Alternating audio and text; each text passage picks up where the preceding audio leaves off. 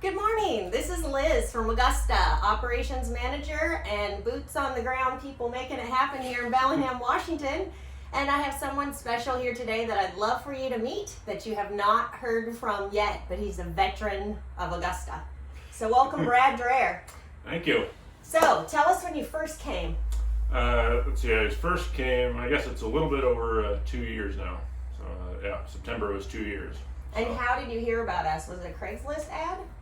It was actually kind of a funny story. I had been working at another landscape company, and some of the guys basically just kind of riding in the truck and so forth would basically be listening to Mike's podcast, and it was just kind of like, man, this guy's so awesome. You know, he's got his stuff together. He pays a lot more than we do. Like, yeah, he's so cool. You know, it's like, oh, all right, you know, that's cool. Like, so are you guys going to go apply? And it's, well, no, you can't smoke on his jobs. So, you know, yeah. And then a little while later, I kind of got to thinking that sounded like something I should check out.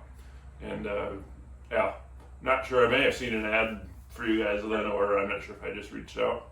I think you had an ad out. I remember that you wrote me an email, and I did get an application, so you must have applied on Craigslist. Yeah. So how that all came about is pretty interesting. So you came and you interviewed with Mike, and we asked you we asked you why you wanted to come, and you said a little bit about the management there or anything, but you had been listening to the podcast, right? Yourself. Yeah, I'd been listening to some of Mike's, content, kind of some for landscaping, some just for business, and sounded like it was something that I would enjoy being a part of, and thought I would come check out, and then I remember interviewing with you and Mike as well, and then I went home, and my wife said, how'd it go, and so forth, and I think at the time you had, I think it was like maybe 7 employees out at the tiny little shed in Blaine. So one location, 7 employees. And my wife goes, how'd it go? So I go, well, it's a 23-year-old kid with the humble goal of professionalizing the landscape industry. Yeah. Your wife was probably like, what? Yeah, my wife goes, oh, is that all? I was like, yeah, that's pretty much it. But the weird thing is, if I was a gambling man, I would have a hard time betting against him. Yeah. And it's kind of I guess there's always that little question of whether it's real or authentic or not. Kind of once you get, kind of past once you get past the Mike and Lee and Liz and so forth, and then you kind of start getting into it with the guys. But so after you started, then it was kind of like, no, like, this is. This is legit. Like, how old are you? 33. You're 33. So did you have a problem when you thought about, when I think of somebody this young, there's no way they could really have it all together or, be that steady and visionary? No, not particularly, just because, it's probably a little bit rare, but certainly not unheard of. Yeah, exactly. So, when somebody has that drive for it, then it's pretty obvious. Now you have quite an education yourself, and tell us a little bit about your education and your degree. Gotcha. I have a bachelor's degree in public accounting. Nice. And there, my friends, is our. Hopefully they'll go turn on the generator for us. We'll just keep going. Perfect. But got a bachelor's degree in accounting, and ended up going 4.5 years for that, because there was some about 25 additional credit hours needed to be able to sit for the CPA exam. So I got the degree, and then I think it was about maybe a year or 2 later, I sat for the CPA exam and passed that. So fantastic. Yeah. So were you thinking, why wouldn't you want to stay in your industry as opposed to even consider coming to a landscaping company? Did you have a lot of landscaping experience and you enjoyed that? I had kind of done it in high school and so forth, kind of enjoyed being outside and doing some of the work as well. So kind of had done the accounting thing for a while and just kind of thought I would come, kind of see if there was a way to kind of mix the two a little bit, between. Now, in the landscape company you were in, were there multiple divisions, like snow, irrigation, all that type of thing, and did everybody move around, or did you have kind of a centralized job? So they were a commercial property management company. Okay. There's a number of different departments and so forth. By and large, you pretty well just kind of had your set kind of routes and set sites and so forth. So then, every Monday was the same, every Tuesday was the same. Right. And, that kind of a thing. So, And I'll add here that Brad and I are employees of Augusta, and we do this because we want the small business owner, a franchisee, to realize that they can do it too. And Brad and I came in at the beginning, like the beginning ground roots of Augusta, and you've been here 2 years. And in the 2 years, have you seen a lot of systems put in place that you think somebody who didn't have business experience could put their trust in us, and we could help them build their systems for them? Mm-hmm. Certainly, very much so. Just from the process of kind of getting going in the morning and getting guys kind of out the gate in a timely fashion, so to speak. There's basically just kind of systems all throughout that Mike is not afraid to try, and certainly not afraid to basically toss it to the wayside as well if it doesn't work. Right. It's kind of part of the fun of it, is kind of figure it out. Just open the door here to give us some more light. Part of just trying to figure out kind of what works and what doesn't work. Yeah. It's kind of fun to be a part of. And we have done that. We've tried a lot of things, and we all together, that's probably not going to be workable for us. And then if it doesn't work for us, we kind of feel like it's not going to work for the franchisees and other landscapers too. Exactly. Now, some people met you last year at our conference that we have here, the Landscape Summit, in January. We had maybe 60 this past year. We're looking to over 200 this upcoming year. But how do you feel that the something like the Landscape Summit, where guys are all over the U.S. kind of on their own, trying to make it happen, how do you think something like that would be an encouragement to them? I think it's just an awesome thing to be a part of, particularly just because, as we kind of mentioned a little bit before, like guys in this industry don't really talk a whole lot. Exactly. Kind of share their secrets or, kind of talk numbers with each other. It's just kind of every guy out there for themselves. So then, once you kind of start seeing a part of that community, I think I went to conference 2 years ago for like one of the days. Yeah. And kind of just sat in the back and didn't really say a whole lot, but it was just like holy smokes, like, this guy got on a plane from Florida, to come all the way up here to Washington to kind of, hear what Mike has to say and kind of experience this community. And then I was able to attend some last year as well, and it was just real, fun thing to be a part of, and talk with some of the other guys and kind of say, hey, kind of what's your similarities and differences, and just how you run things, similarities and differences in your markets, and kind of different challenges that people face. But it kind of seems that there's a common theme throughout some of the challenges, if you will. So you mentioned that a lot of them don't talk a lot, and that's really true. And as we've tried to change the landscape industry, people are talking more and sharing more about what they do and their numbers and being transparent. Do you think that most guys in our industry in the past haven't talked much because they felt like they didn't know their business? Like they would be afraid to try to look in their books and figure out where they were because they maybe had a complex about it or didn't feel confident? Yeah, I think that would certainly be a part of it, is just trying to get that kind of strong foundation of the business side of things and the number side of things. In addition to a piece that really stands out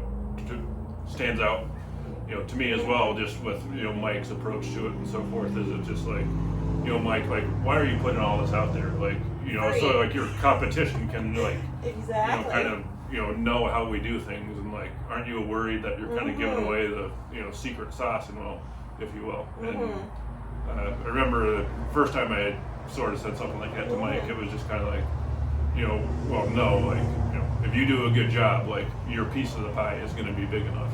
Like, if you don't give people a reason to, leave your service and go to a different service, like, if you don't give them a reason, then they're not going to leave. So it's just kind of like,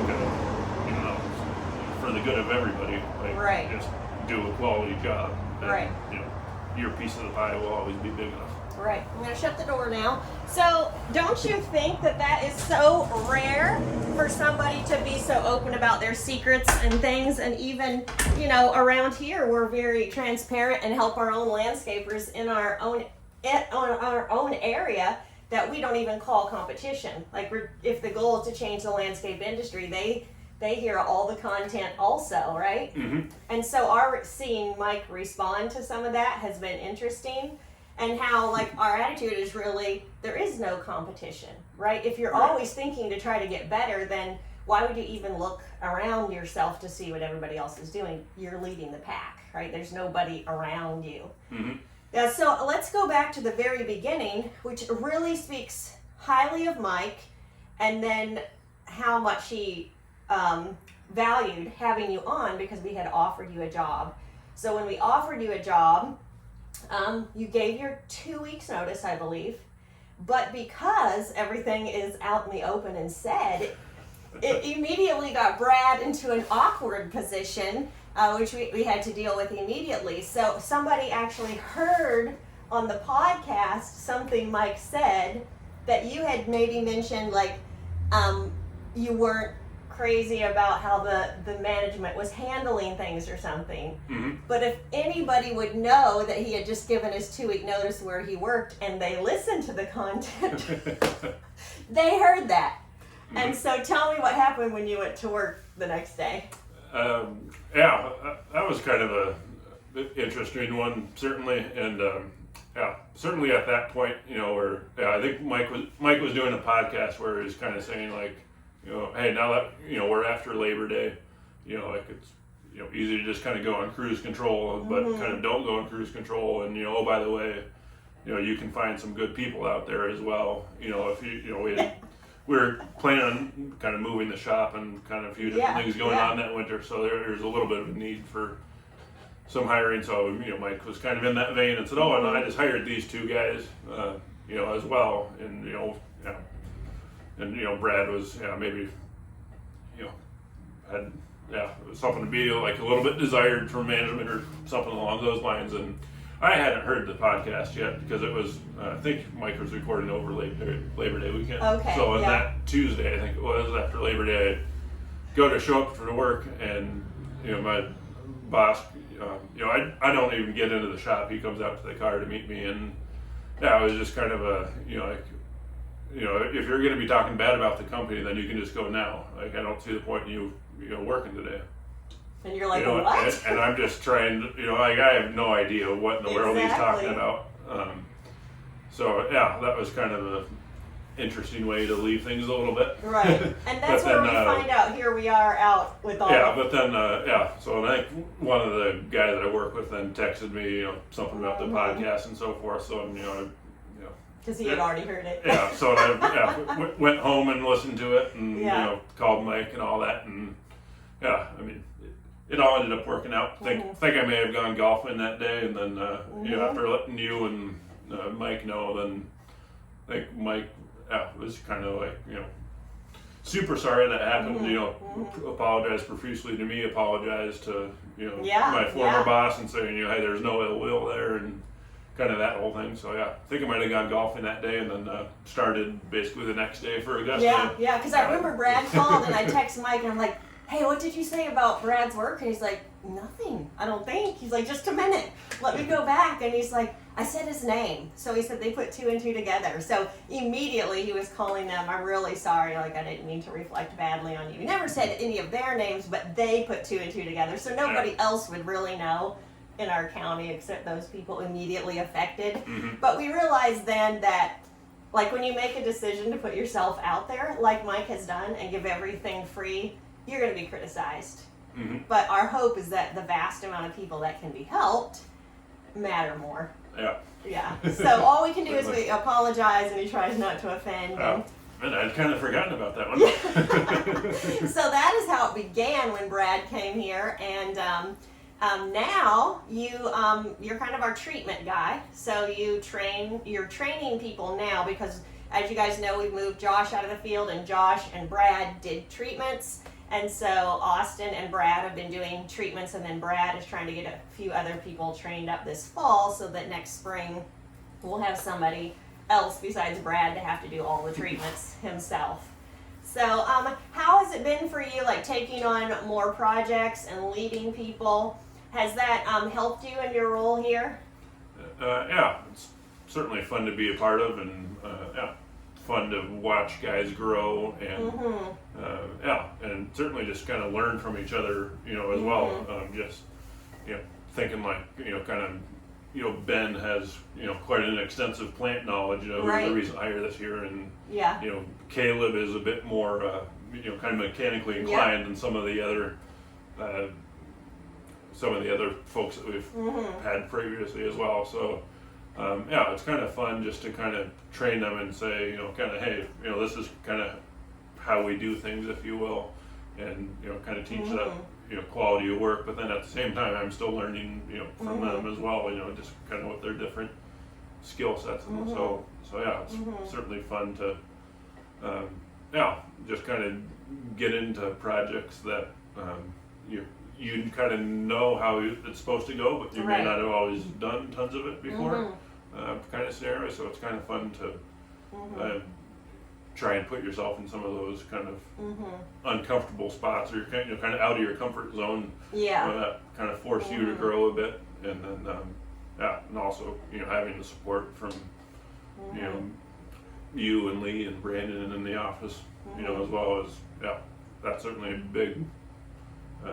big help, and a noticeable change from some others in the industry as well. So. Yeah, you and I have done a lot of jobs together. So I've been in the office dispatching, and Brad has done everything: mowing, treatments, projects, cleanups, the whole thing. And one thing Brad is really good at is communicating with the customers. So like really feeling them out and communicating back to the office, hey, this route, we're big on communication, as you know, but hey, it might be better if I do this one before or after and move the route around a little bit. So would you agree that, especially on P4P, that communication matters in a big way, especially for P4P, because if we're not communicating and moving things around the way the guys need it, it's not going to really be good for the company or the guys. Yeah, exactly. I mean, the route is always, pretty well optimized and so forth when you get it, which is certainly, a big help. But then, sometimes, when you're in certain neighborhoods, or if the lawn is, too wet or something, and they're still, due in the morning, but, it'd probably be better by the afternoon or something like that. Sometimes you do have to kind of switch things up just a little bit, but yeah, I mean, if you don't let the office know on that, then they'll see hey, did you do this one? Like, are we just skipping it, or do I need to send another crew to do it that's finishing early, or like kind of all those things come into play that for on the office side of things. If you don't know that, then it kind of puts you guys in no man's land a little bit. And so it's such a switch in our industry. Like, you hear so many of the guys, we were just out for the whole day with no support and trying to figure it out, which is okay, but how are they ever going to make money on P4P when they're not getting the direction and the help, and nobody's setting them up to succeed, right? So it really is a huge thing from the top to the bottom. Like, I've really come to know and believe, and I'm sure you agree with this now, there's not one single job that's accepted that nobody could really say, this was all about me, because from the first phone call to the last invoice, like, there's so many of us involved. Yeah, exactly. It just kind of takes the whole team, effort to get everything done. And then, especially with the P4P and communication as well, it's, kind of nice as well, especially if you know, if you got a good day rolling or something like that, and you know, sometimes you can. I remember when we first started P4P, you know, it was kind of like, it was almost, we were really fortunate. It was almost like you had this little like bank, you know, like 2 hour little trimmings or leaf cleanups and whatnot, you know, so it's like you could be kind of out on a mow route or something like that, you know, and then say, you know, hey Liz, you know, things are going really well today. It looks like I'm going to be done by, you know, 1:30, 2 o'clock or something like that. You know, if you need something else, let me know. You know, and then you were able to kind of just throw, oh yeah, here's this 2 hour trimming that you know we were going to do it, you know, 2 weeks from now or something like that. But yeah, let me see if I can get it in today. So, and I mean, sometimes you don't always have that bank, and sometimes it's just like, okay, well you have to be done at 2, but you know you've made you know a lot higher hourly rate than you. Another thing on P4P is to check with you guys, like if it's getting towards the end of the day. In the past, we would have just sent you help so that everybody could get back. But now we try to check with you. Do you want help or do you want to stay later? Because it's on P4P and you get a percentage of the job. And sometimes they might be, I do not want to be here till 9 o'clock. Can you send someone? Or other times you're like, no, I got it. I want to be able to do it myself. So there's a lot of different factors when you move into that. Just huge communication. You really couldn't do it without that. Certainly. Yeah. So, speaking to the character of a person, an industry like ours, it's always in the forefront, and people are looking at it and things. And we have to communicate and try things and be guinea pigs for the franchisees to see what will work for them. What kind of person really needs to come to that kind of table? Because if your whole life is like messed up and chaos, it'll be really hard to come and like be visionary when you got to work. So for somebody to come and catch that kind of vision, what kind of person do you think they need to be a part of something like that?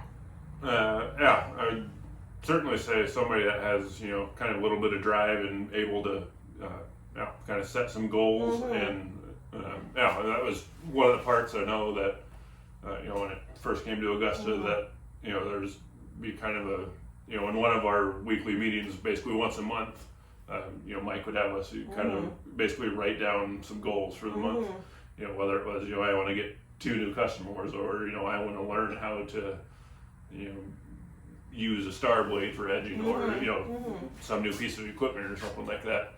And trying to remember, I don't even know if you or Mike even read them per se.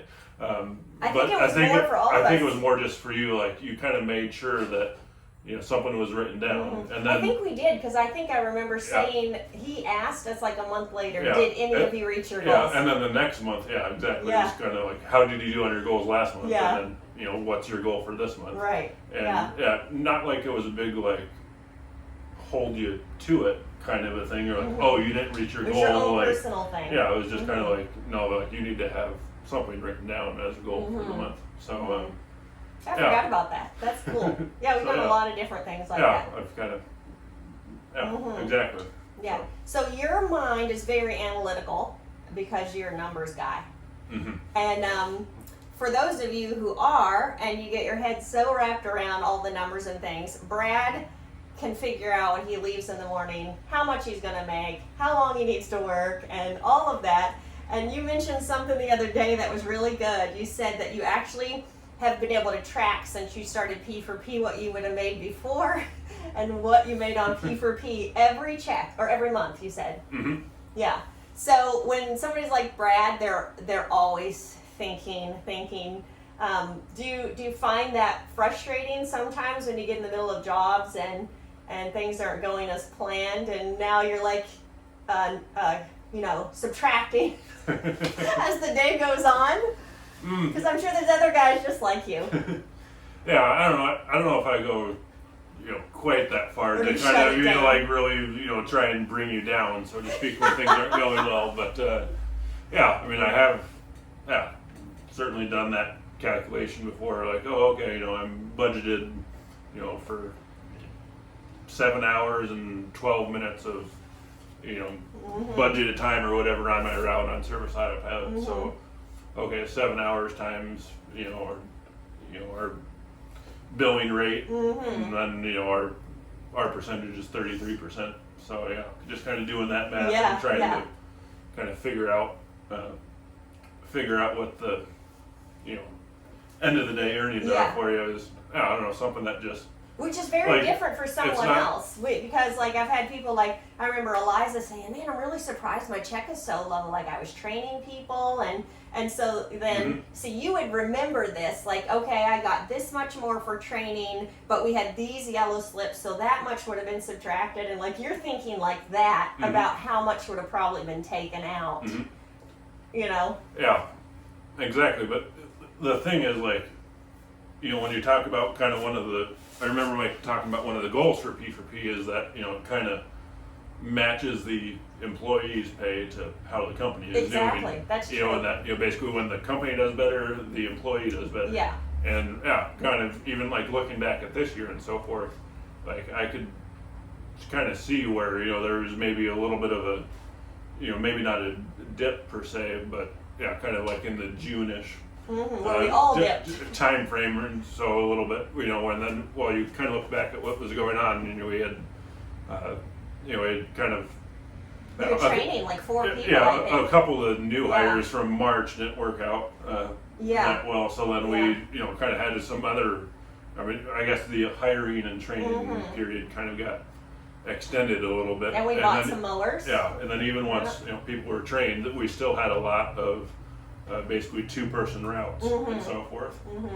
So then like you kind of think back to that, and it's like, okay, well, a 1-man route is a lot more profitable. Is the most profitable, compared to when you're on a 2-man route and so forth as well. So then you're kind of thinking back to that, and crews and trucks and the whole bit. And it's like, okay, well, that was a little bit of a dip, but that was also kind of the time when the company wasn't doing, Yeah, we didn't make as much either. Yeah, you didn't make quite as much as you normally would, versus, once everybody got trained and everybody was comfortable going solo. Not that everybody goes solo every day, but, now we have more solo routes. You've kind of seen that balance in P4P and. So like last so month forth. was our best month ever, and we realized we didn't buy any equipment, and we didn't have any new guys. Everybody was trained enough to run their own show. So then everybody was just flying on P4P, and we were actually letting people off early, but then if they still did their whole route and were flying through their mows, they're still making as much, and the company's making money. So that's ideal, isn't it? Yeah. But it takes a while to get there. Oh, certainly. You've been at this, 3 years, 4 years? 5. I've been 5 here years. 5, Yeah. almost 5, so. Yeah. Takes a while. So But certainly. if we had started that from the beginning, if we had had these systems from the very beginning, and we were doing pay for performance from the get, it would have been quicker probably. Yeah, it would have been quicker. When you're trying to build the company. Yeah, growth certainly takes money, kind of whatever way you slice it. But now that we've probably got that a little more dialed in than when you kind of went through it for ourselves. So. Now you are an incredible budgeter, and you and your wife is a school teacher, right? Correct. Yeah, and you have 2 little girls, gorgeous tiny humans. Yep, that you have. they just turned 5 and 3. Yikes! So Brad is a busy man. So when I think about you with your degree and how much money you could be making, how long after you came to Augusta that you got the one job offer from an accounting company? Was it soon after? I think it was sometime in that first year. Yeah, because you would come in one morning and you told me about it, and I'm like, did you take it? And then you were like, no. I'm like, are you crazy? I just couldn't believe it. Yeah. I don't know, it was just kind of having fun doing what I was doing, and I kind of wanted to see where it was going. So there was a recruiter that had reached out, with some different, kind of accounting options and so forth. And one certainly in particular he thought would be, a pretty good fit. But I don't know. It's kind of there's something about basically the team and the culture that isn't found most places. Like not just landscaping, but just kind of other businesses in general. It's kind of Augusta has something that's hard to find there. And I know that. I know Mike has turned down I mean, you thought my offer was good. I know Mike has turned down even crazier stuff from Amazon and I know, same thing. Like when he would say that, like, I was like, "Are you crazy?" And he's like, "This is way better. This is way better." So yeah, I don't know. Must have rubbed off, I guess. Yeah. So it's a lot more than about money. Like, and Brad and I were talking yesterday. He's a CPA. Could go start his own business. I could have my own janitorial business. But there's something different about building something together that makes a difference for our whole industry. Like, to me, I'm going to be thrilled to see the day when guys are like what we've seen in some of our younger guys, where they're fully confident to walk on a property in themselves, in their systems, how it's going to roll, and they're able to tell the customer, this is how it's going to be. And let me tell you, that guy would never be like that otherwise. You know? And calm the customer down and say, well, I can help you with this, and I can suggest this to the office, but they are the voice to the customer and the face of the company, and they do really well. And the day I see that all across the board will be super cool. Yeah, it's fun to watch. I remember Nick kind of hitting that point and whatnot. I forget even what the project was, but you kind of go up to the door and hey, I'm Brad. This is Nick, or kind of whoever you're with on that day. But then there's basically the point is you kind of just want one contact with the customer. Right. You don't necessarily need all these voices. Everybody and all the voices asking different questions and so forth. And I don't know if I was getting something out of the truck or what I was doing.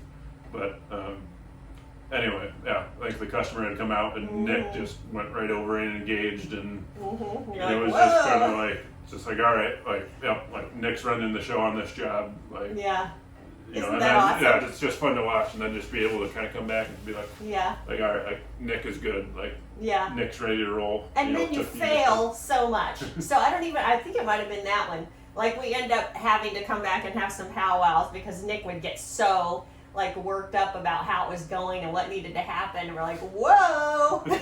But it's so cool because we would come back. I remember the three of us came back and we just talked about every aspect of the job and what we should have done different. And that's what we had determined on that particular one, that there always has to be one voice to the customer. Who's it going to be? We can all confer and you two can talk together, but only one person goes back to the customer. And we learned that job, and that the whole team learned from that was really beneficial. Yeah, one voice to the customer and one voice back to the office. To the office, because that one I had three, I think, that time, and it was getting to be a little much. Don't cry, Liz. We didn't mean to. It was crazy, but we made it through, and that is the awesome thing about being a team, is that in the middle of that and all the stress of the mission or the job, nobody ever threw each other under the bus to each other or the customer. Like, we all got back at the end of the day, and I'm like, you guys, I can't have all of you talking to, and none of them knew that they were all sending me messages to do stuff or whatever, and it was just crazy. So that was an awesome thing to learn as a team.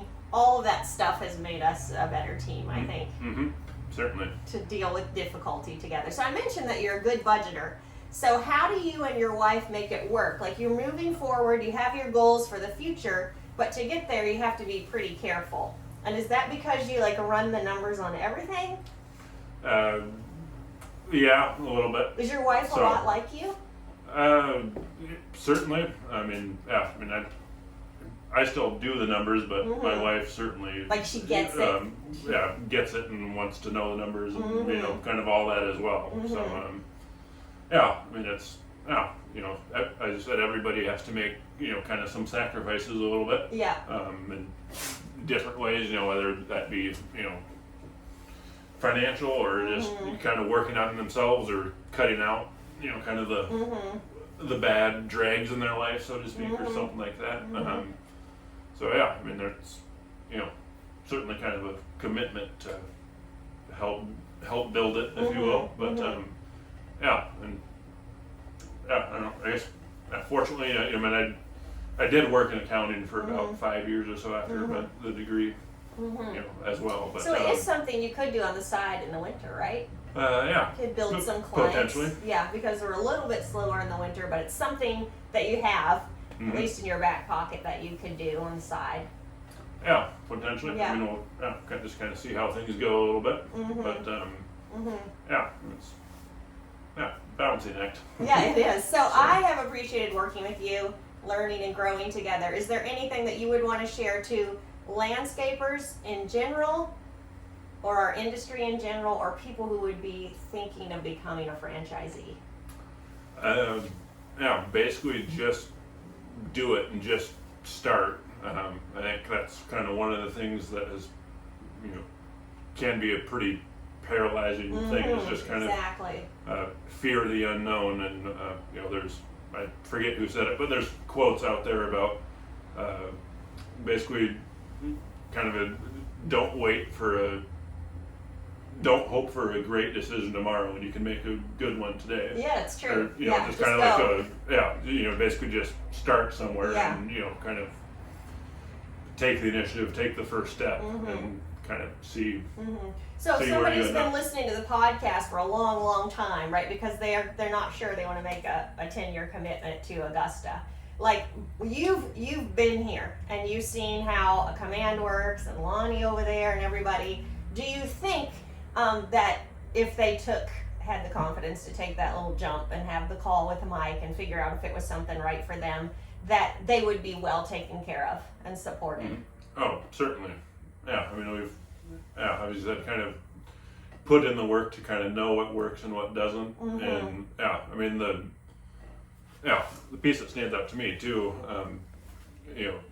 just from, whether it be the local shop approach to customers or, even Mike with franchisees, is, there's a bit of flexibility there. I mean, it's, a lot of kind of common sense, logical folks as well, so it's, it's just kind of as we're, even as grass starts slowing down or whatnot, if the customer says like, hey, can I skip the next mow, but then, still continue on after that, like, sure, absolutely, or, and even just, your and Mike's approach, with the franchisees and so forth as well, is just, there's a bit of flexibility there. Like, hey, what do you need? Do you want to have your own office person, or do you want to have command do it for you? Right. Like, it's not like, no, you have to have this, and you have to have, you can kind of, it's just giving you systems. There's a wealth of resources and systems there. Well, do you remember in the very beginning, Mike wanted to do a franchise really bad, but then he decided not to because he hated the fact that somebody would have to give us a portion, like a franchisor, a portion of everything they made. So he told me, he said, if you really care about the the landscape industry, he's like, that means if they're making $5 million and they get to a certain point, they're going to hate their franchisor because they have to give them so much money, and now they've got it, they're good, right? They don't really need them anymore, and now they're locked into giving them so much money until we were able to figure out a set amount. Well, yeah, at that point it just kind of disincentivizes growth a little bit. Once you hit that, even $1.5 million, $2 million mark in sales and whatnot, like, I'd heard that from guys before, before even coming to Augusta, just kind of like, by the time you factor in, your franchise fee and your taxes and, your trucks and all that, is like, the risk doesn't really meet the reward once you're up. And you're good at it after 10 years. And you're good at it, and you don't need more support from the franchise per se to go from, $1.5 million to $2 million, for example. So this is really like a 10-year commitment of a set amount of money. You would know at the end of the 10 years how much you spent every month. Because you're giving. So until Mike knew he could do a set amount and it's only going to be this every month, he's like, I won't do it. And then since then, his struggle has been, because when you do this kind of thing, you have to have everything in writing. But his thing is, people have life events, like we've talked. They have divorce and death, and you don't know what's down the road. And if something happens in your life, you're still committed for 10 years, even if you're not doing it. And he said, I hate that. There's got to be something, like, if we're not bringing them benefit and they're not successful and it's not working, there's got to be some kind of out. So that's what he's been working on now, and working really hard to make it so people, that's usually the thing that is so difficult for them to be like, okay, I can do this. I'm going to do this.